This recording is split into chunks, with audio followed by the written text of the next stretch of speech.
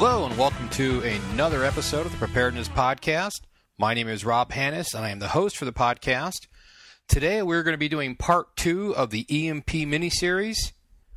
I want to thank you for downloading and taking a listen. I really do appreciate it. Let's take care of a little housekeeping first just before we start.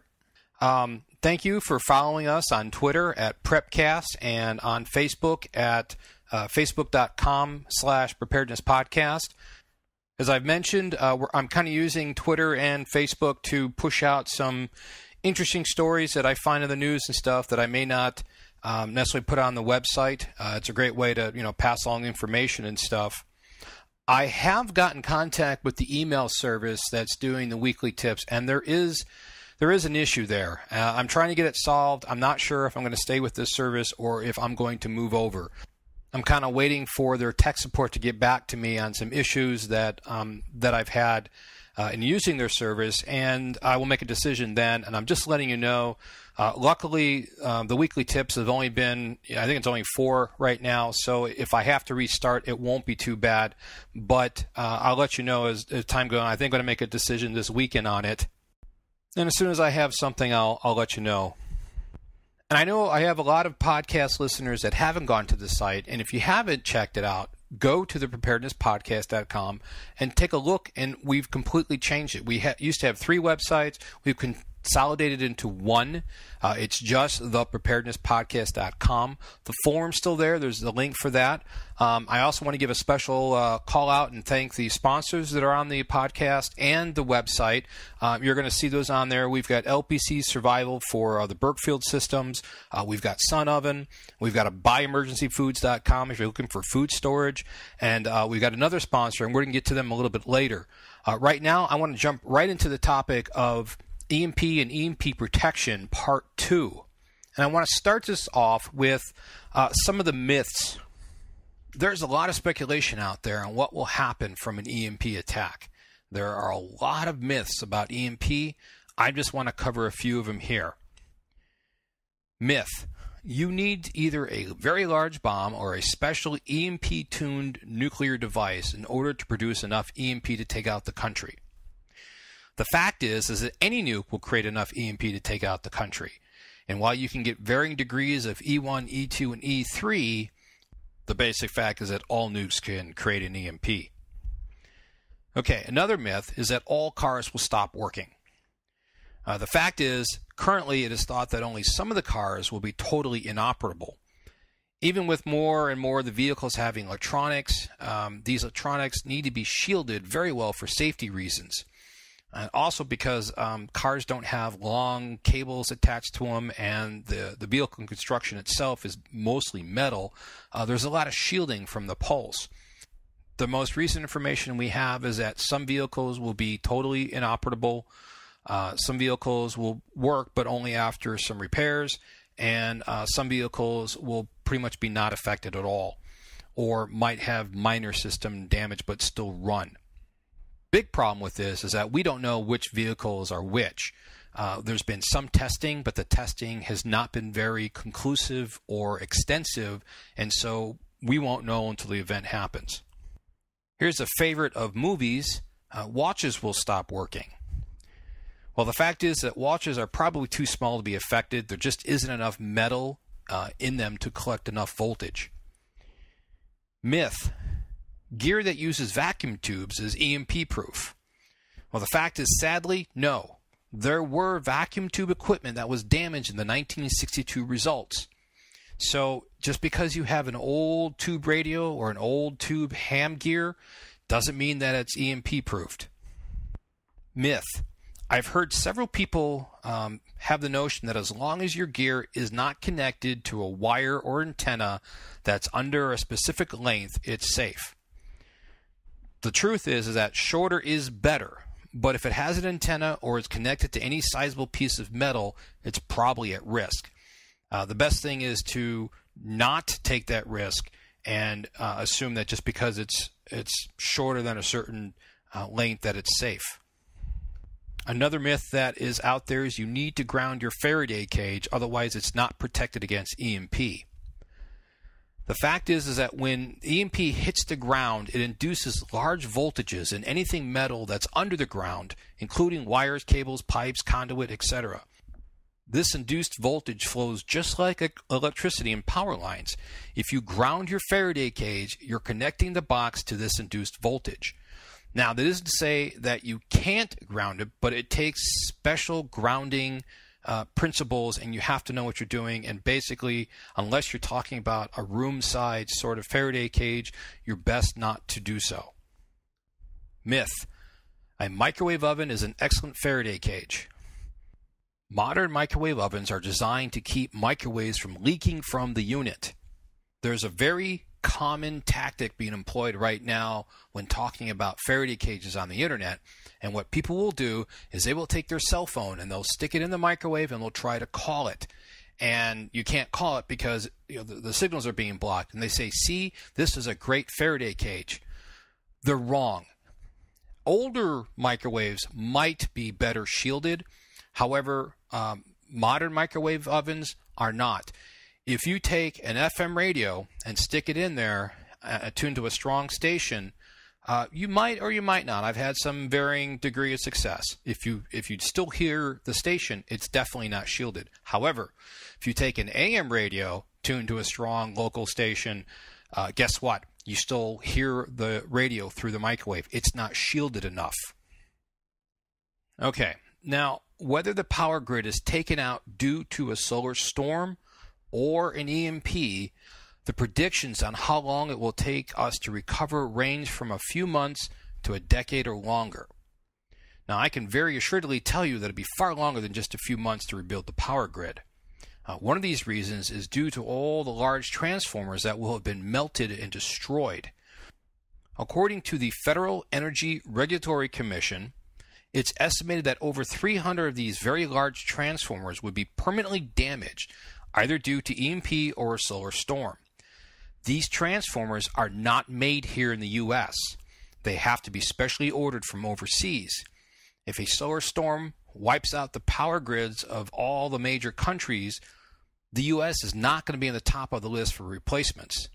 Even if the U.S. were the only country affected, it would still take several years to replace these transformers and cost several $1 trillion. These transformers are huge. We had one of these get destroyed in a fire several years ago here in the Phoenix Valley area. We got lucky in that it only took a few months. I think it was like 4, maybe 5 months to get this transformer from overseas. However, once it hit the shores in California, it still took weeks to get it into place so they could wire it up and replace it because it weighed so much. I want to say it was like 70 tons or 77 tons or something like that. They could only drive 5 miles an hour on the road. It was so heavy. So now imagine trying to replace over 300 of these massive transformers all at once. It would take years just to do that. So I'm very confident saying that it's not going to be a few months before the power grid comes on. So you need to, when you're doing your grid down planning, you have to assume that it's going to be at least a year before the power comes back on. And if it comes back on sooner, we got lucky and you know, things will be better, but you need to make sure that you're planning for an appropriate amount of time. Okay, things you can do to prepare for an EMP attack. Faraday cages, what are they? Basically, a Faraday cage is a container that is designed to protect its contents from high voltage electromagnetic fields, such as EMP.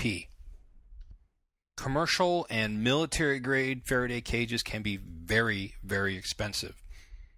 However, you can make your own Faraday cages or Faraday Protection fairly simple and fairly cheaply.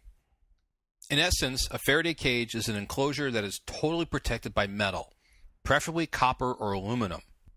To use, you put any electronic gear you want to protect and use after an EMP attack into your Faraday Protection. Preferably, you should have layers or nested Faraday Protection. In other words, you put a Faraday Protection device into a larger Faraday cage and then possibly even to an even larger cage. Now note that Faraday cage does not actually mean a cage, although it could be.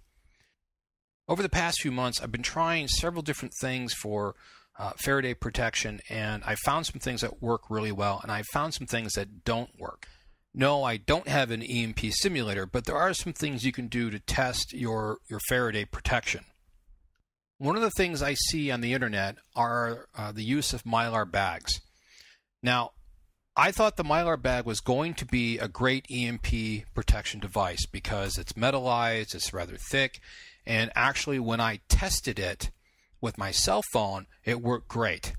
However, I have a friend come over and I'm like, hey, look what I found, and I'm in my office and I'm showing this, and I'm like, hey, you know, I put the BBC on and I stick the phone in the Mylar bag and I say, we just got to wait for the buffer to run out and then it'll go dead.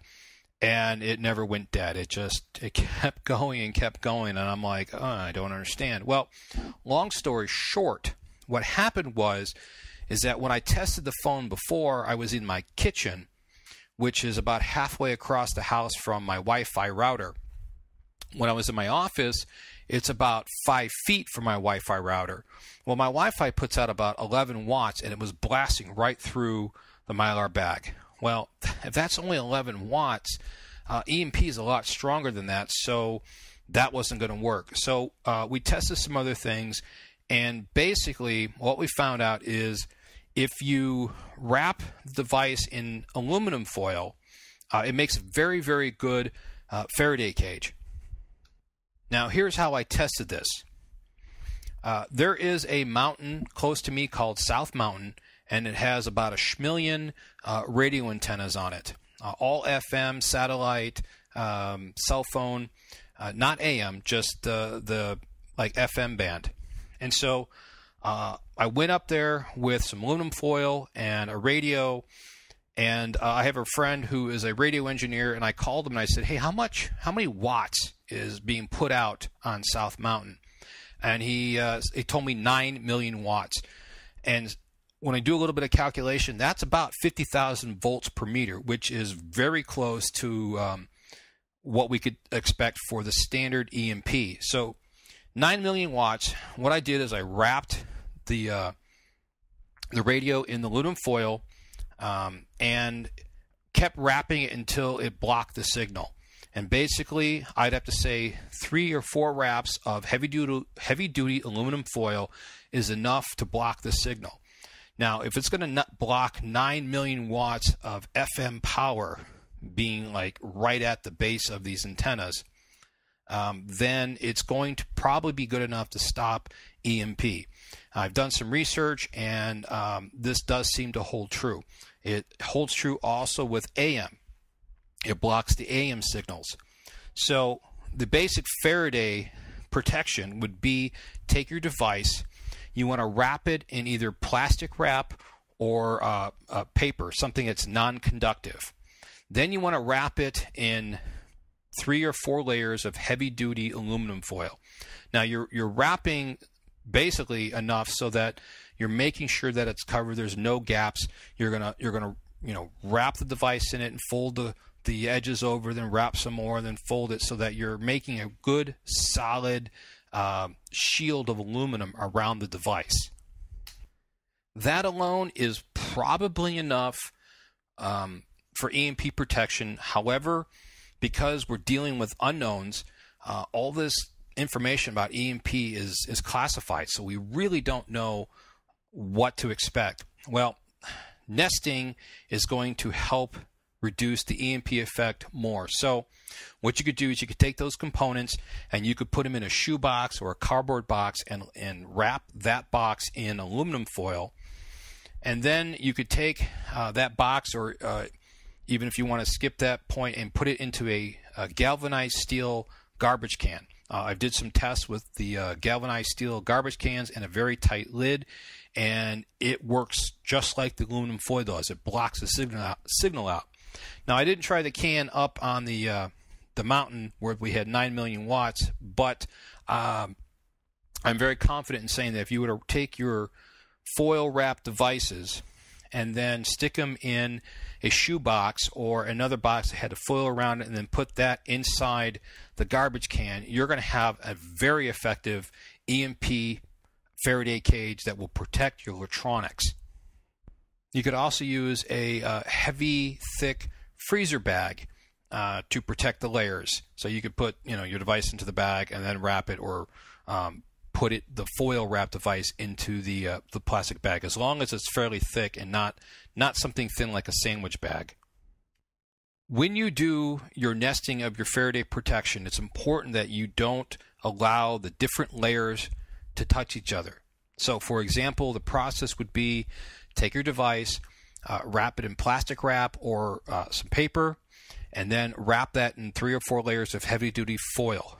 Then you're going to want to wrap that either in plastic wrap or paper or cloth, and then put that in another Faraday protection layer, say a shoebox or a cardboard box with foil around it, and then you're going to stick that into the galvanized steel garbage can, and that garbage can is going to be lined with cardboard both around the sides and the bottom.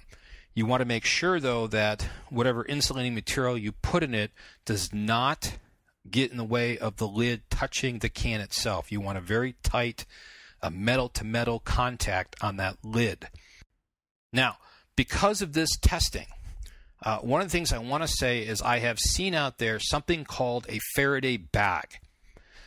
I am skeptical that these things work because they're basically thick mylar. Now, they say they're mil spec, but they have absolutely zero testing. They provide no proof, no testing other than to do the typical cell phone in the mylar bag and see how I can't call myself sort of thing. I'm not saying they don't work, but I'm skeptical. So until I can see some testing, or somebody wants to send one of these Faraday bags to me, I will test it in the way I've been testing my other preps. We'll see how well they work. But until then, all I can say is caveat emptor. Just some details about this Faraday protection. Do not place non-conducting material between the foil layers when you're first wrapping up your device. Also, any antennas or power cords either need to be disconnected or completely contained within the Faraday protection itself. Gun safes are not very good Faraday cages, simply because the construction, the materials aren't very conducive to that. Once you've determined that we have been hit with an EMP attack, do not open your Faraday cages right away. There could be more than one EMP detonations.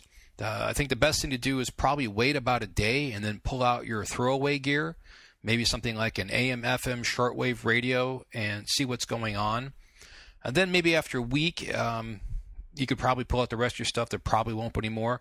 This is sort of a tactical decision you're going to have to make, but be aware that there may be more than one EMP detonation. And if I was somebody who's attacking this country, I'd probably do it. I launched the first one, and then I'd probably wait a little bit to see anybody who's had stuff that was protected pulls it out, that I'd hit it again so that stuff was destroyed. Okay, let's take a look at some other things you can do to prepare for this type of grid down event. You should have a means of transportation that doesn't require electronics. Now, you might be thinking, oh, I'll get one of those 1972 Chevelles that has a Poinsett condenser. But the problem is that, where are you going to get your fuel? I was thinking of maybe like a bike for every member of your family. And if you added like one of those bike trailers to it, you could, every person that has a bike that could pull a trailer, you would extend the amount of stuff you could carry. You should have printed books of important survival and homesteading information. If you have any information on your computer that you'd like to have during a grid down event, print it off. Survival information, repair manuals, gardening books, recipes, how to purify water.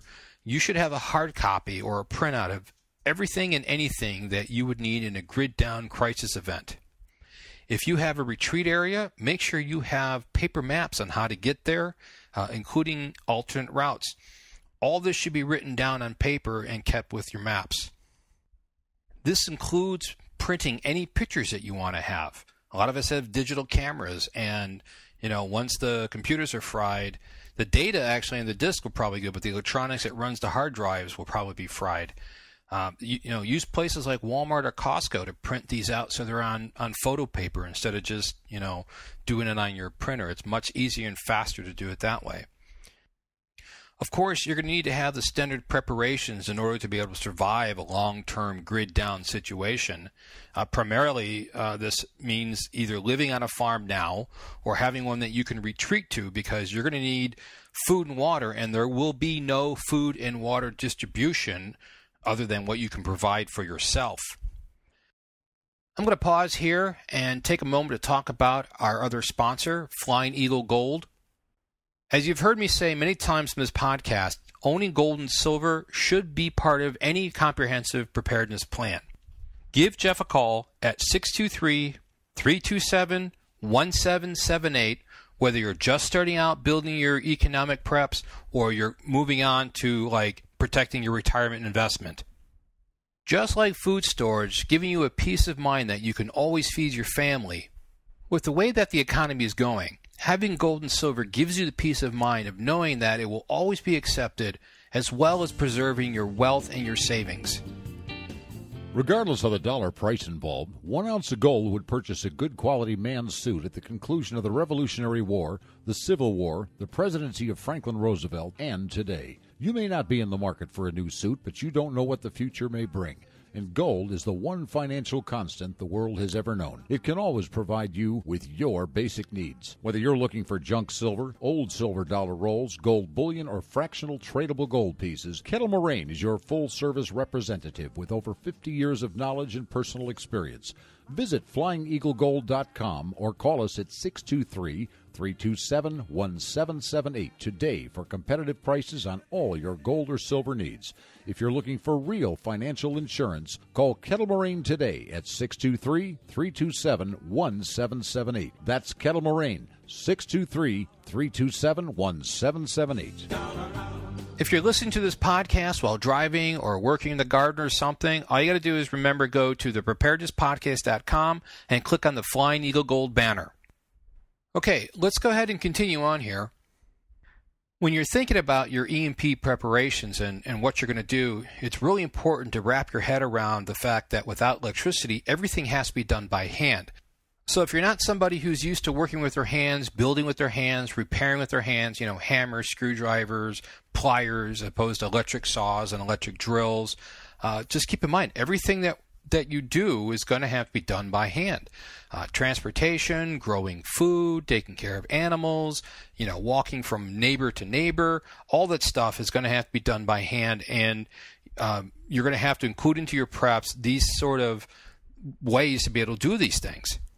You can start looking around now at garage sales and estate sales or wherever, and start finding these hand tools and these old low-tech items that allow you to do these things. For example, if you've got an electric grinder or grain mill, make sure you have a manual backup so that when the power is off, you can still grind all your wheat and grind your grains. Same thing with coffee grinders. As if you've read my blog, I've recently become a coffee drinker, and my wife and I were talking about this.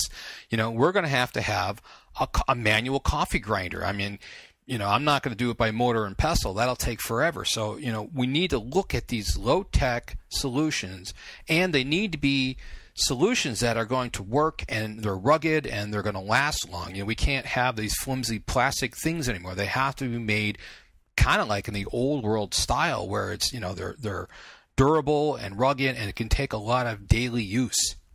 I would store some extra fire extinguishers. Not only are they good to have on just in general, but there's a chance that the E3 component can cause fires from overheating transformers and anything that's connected to those lines.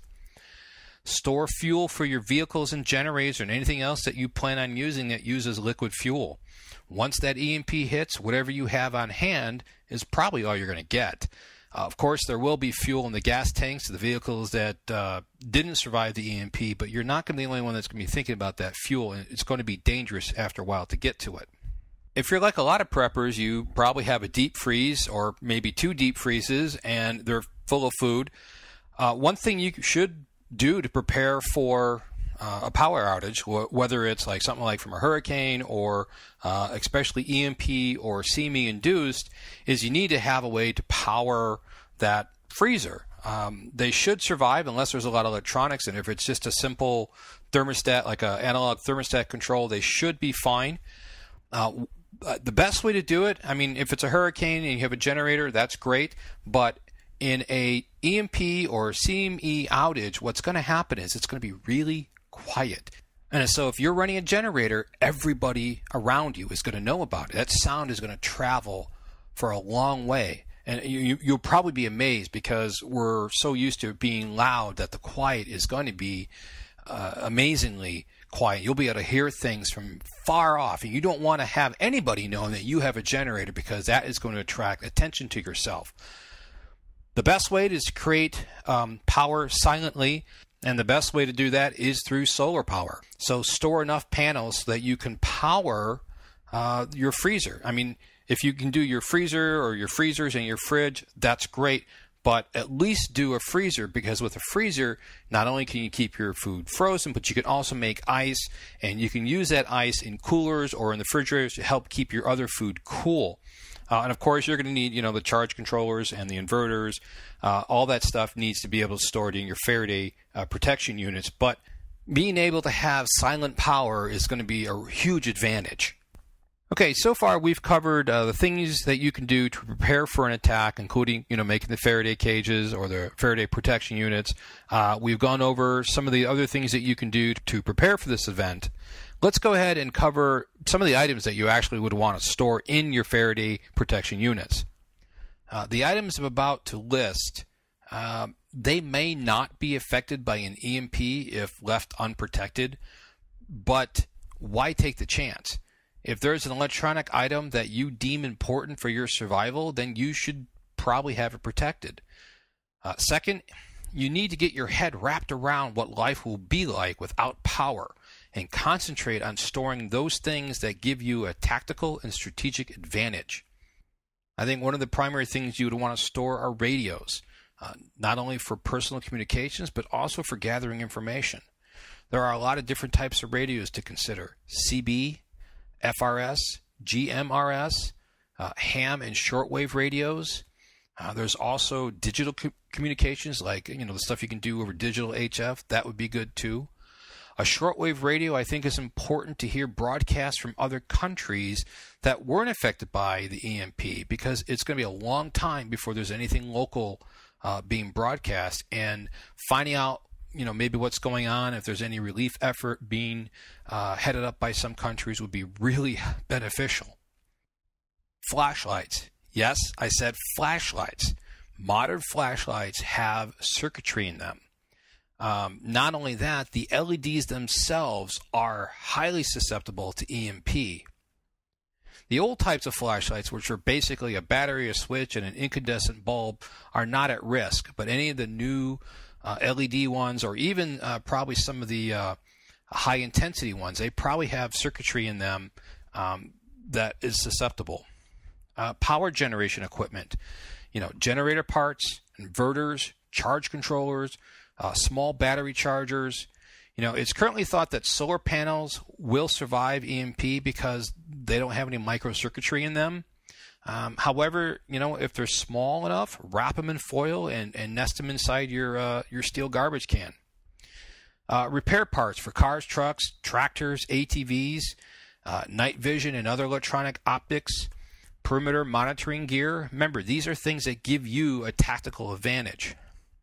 Computers, PDAs, smartphones, ebook readers. Why not? If you have stuff laying around that's old and you're not using it, you might as well try to protect it. Do not underestimate the force multiplier of having these things. Most of the tablet stuff, smartphones, iPads, Kindles, and other ebook readers, they're actually pretty rugged. Not that you can drop them, but they're well built and they'll probably last a long time. Imagine having the power of massive amounts of information at your fingertips. Now, you may be thinking that you need the internet in order to put information or have access to information, but most of these devices will read PDFs or text files. You could have a small, old laptop that you can load these things with, or you could just have them preloaded and take them out and recharge the battery every once in a while. I mean, there is a lot of information that you could store in there. You know, on a similar note, Wi-Fi components like wireless routers can allow all these devices to stay connected. You know, I'm not saying go out and spend all this money, but if you have old components, you've got an old Wi-Fi router, why not try storing it? It doesn't cost anything, or it costs very little. You know, some foil and some space inside a garbage can. Solar battery chargers. You know, these are the complete kits with the little charger and the solar panel integrated to each other. The panels are probably fine, but the electronics in the charger would need to be protected. Medical devices. If you have any electronic medical equipment, either for rendering aid or because you need it to live, such as, you know, blood testers or O2 machines, make sure you have spares or a way to repair that. Cordless tools, you know, drills, saws, Dremels, that could be highly useful in a grid down situation. Calculators, especially like solar calculators. Now, I don't know if the calculator actually is susceptible to an EMP because they're so small, but you know what? They're cheap enough. Why not wrap it up in foil and stick one in your Faraday cage just to be sure? Batteries, you know, batteries are probably small enough. They're not going to be affected. They weren't affected in the 1962 tests, and the car batteries seem to survive the EMP testing fairly well, but why take a chance? You know, Energizer makes lithium batteries that have a very long storage life. They've got a lithium battery that stores 10 years and another one that stores 15 years. But, you know, even so, regular alkalines should have a shelf life of 5 to 7 years. That means, you know, if you stick them in there, you only need to change them out every few years and still, you know, have a reasonably assuredness that you're going to have fresh batteries. Oh, speaking of batteries, make sure you remove the batteries from all your gear before you store it. There would probably be few worse feelings than opening up your cache of EMP-proofed gear only to find out that the batteries that you forgot to take out leaked out and destroyed all your equipment. Here's something to keep in mind. The compact fluorescent lights, they have circuitry in them. I remember one I had on the outside, an exterior light, and when it blew, I went to go replace it, and it basically fell apart, and there's a little circuit board in there. I'm guessing what it does is it controls the voltage to the tube, because I think they run on a higher voltage than the typical 120 volts. But I'm guessing that electronics is probably susceptible. Or, you know what, why take the chance? If your retreat is wired for solar and you're going to use CFL bulbs because they're energy efficient, you know, why take the chance on not being able to provide any light? Take your CFL bulbs, wrap them in foil, and then put them in your steel garbage can just to make sure. I'm not sure if I mentioned this before, but you need to have a throwaway set of equipment. Basically, this is what you open first to check on radio signals and stuff. This should be kept separate from your other Faraday protected equipment. You know, something like a cheap radio, preferably an AM, FM, and shortwave radio, some earbuds, and some batteries for it. You know, again, keep this separate. This is the box you open up first. When you think we've been hit, or you know we've been hit with an EMP, when you're ready to check the radio signals to see what's out there, or even perhaps get some information from overseas on the shortwave, you know, pull this stuff out. The reason for this is if we get hit with multiple EMP, then you're not going to have opened up all your great gear that you stored suddenly to get destroyed again with another EMP hit. If it hasn't already become clear at this point, let me make sure I state that you need to have analog backups for everything. For example, GPS units are nice, and even if they were to work after an EMP attack, the satellites themselves are going to drift off course eventually because they need constant correction from ground control to stay calibrated. So, you know, have maps and compass. That's your analog backup. If you have an electric can opener, make sure you have manual can openers. You know, stuff like writing stuff like paper, pens, pencils. You know, have some whistles instead of radios. I mean, radios are good, but whistles don't require any electronics, and they carry a lot farther than even a yelling voice will. Candles and kerosene lanterns instead of battery-operated lanterns and LED lanterns. Those are just some of the things that you need to make sure that you can do in a non-electric world. Once people realize that the power is going to be off for a long time, or possibly forever, things are probably going to get ugly and fairly soon. Be prepared to defend yourself. Make sure you have all the needed items that go along with that. You know, guns, magazines, slings, cleaning kits, plenty of ammo. Make sure you and the members of your family and group have the training to be able to defend yourself as a group, whether it's using sticks or rocks or guns. You know, you're going to need to be able to defend yourself, because once people realize that this is for real, you know, it's going to be a dog-eat-dog world. Hopefully at this point in the podcast, you've realized that as soon as we're hit by an EMP, and possibly even a CME if it's a major impact, there's not going to be anything that's made anymore. All the factories stop, all the shipping stops, everything stops. So whatever you have on hand is pretty much what you have to work with. If you're not living on your retreat property when this happens, you should have a plan that calls for you to bug out to it immediately. I'm guessing it'll probably take 1, 2, maybe 3 days for people to start realize how bad it's going to be, and you should use this time to get to your location and plan on staying at it. Since we don't know what vehicles will survive an EMP, you need to plan to acquire one that still runs, but you can start storing fuel right now to make sure you have enough to get to wherever it is you're going to go. And just to be clear, you need to have stocked up on everything. Because in addition to things not being made anymore, once people realize how bad it is, it will likely be a very, very tough world to get things in.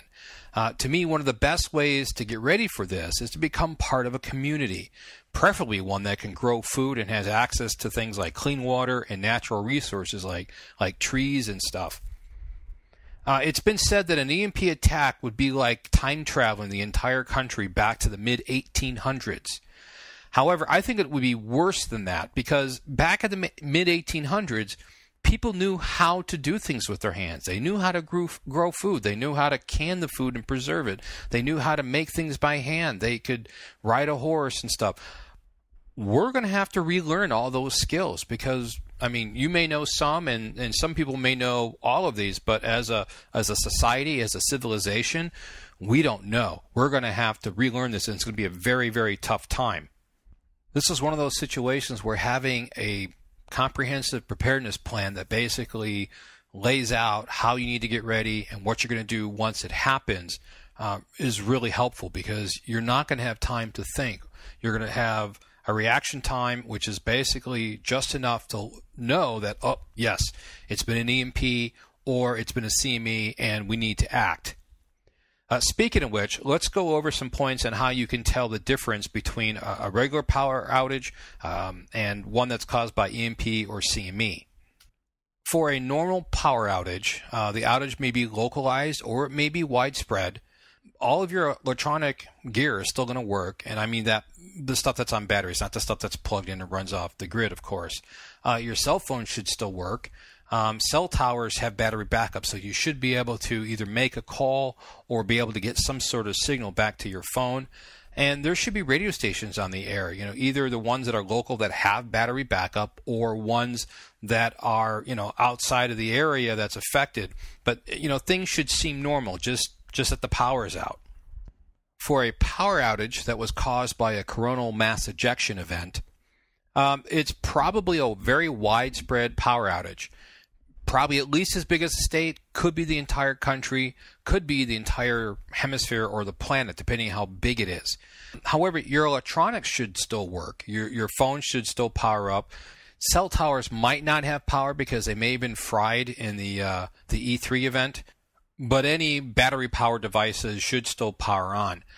The big problem with a CME event is, of course, the way it destroys the power grid. If it knocks out enough of these big transformers, then the power grid's not going to come back on for quite a while. And the bigger the area that's affected, say, for example, the entire United States, the power is going to stay out for a very long time, and it's going to take a very long time to get everything repaired. Now, for an EMP power outage, we're talking about a whole different story. First, you're going to have widespread power outage. And obviously, that's hard to tell how widespread it is unless you're like on a hill or a mountain and can see a ways. But you're going to have noticed that some of the cars aren't either working, or they died, or there are issues getting them started. Next thing I would check is basically the radios, like the radio in my car, or the radio that is just laying around and stuff. I'm going to turn it on. I'm going to try to find a station. I'm also going to check electronics. I'm going to check computers. I'm going to check anything that has a battery but that has electronics. The bigger the better. If everything is like fried and not working, that's another telltale sign. The big clue, though, is going to be the lack of radio stations, because the electronics are going to be fried in all the radio stations. Now, there might be a couple EMP hardened stations, but I wouldn't count on it. Basically, if you can't hear any of the local stations and you tune to the AM band and you can't hear any of the long distance stations, especially at night, that's a big indicator that everything is down. Now, if the foreign countries are still operational, you'll probably get some shortwave from other countries, and you may even get some news depending on how quickly people find out what's going on. But those are your clues. Problems with cars, problems with electronics, and all the radio stations are down. That is going to be your big clues. Another grisly sort of indicator that you're going to have is you're going to see airplanes fall out of the sky. They're not hardened against EMP, and when their electronics fry, basically they just become rocks with wings, and they're going to crash to the ground. So if you start seeing several of these, then you have a really good indication that it's probably been an EMP. Okay, I just want to close with a couple thoughts. If you haven't read the book 1 Second After, I highly recommend you do so, or listen to the audiobook. It's a very good look at what we'll be facing should we ever be hit with an EMP attack, or possibly even a CME event. There's a couple websites that I think have some pretty good information on them. I'm going to post them on the blog post so that you can click through to them. So I have been very good at putting out weekly prep projects with the podcast, but the project for this week is especially if you have spare electronics hanging around, take your gear and protect it. Wrap it up in the heavy-duty foil, stick it in the steel garbage can. It doesn't take that much. Then go through and find out how you can improve that. Solar panels, batteries, battery chargers, 12-volt USB adapters so you can charge whatever phones or tablets you have. As you upgrade your phone, as you upgrade your tablets or stuff, throw it in there. Load them up with a bunch of PDFs with the information and stick them in there. It's anything that you can think of, as we talked about, is going to give you the advantage, especially radios, communications. To be able to communicate in the caravan going from your house to your retreat is going to give you a wide advantage over everybody else that doesn't have anything. Well, that wraps up the EMP and EMP Protection podcast. I hope you learned that protecting your gear from EMP is not all that difficult.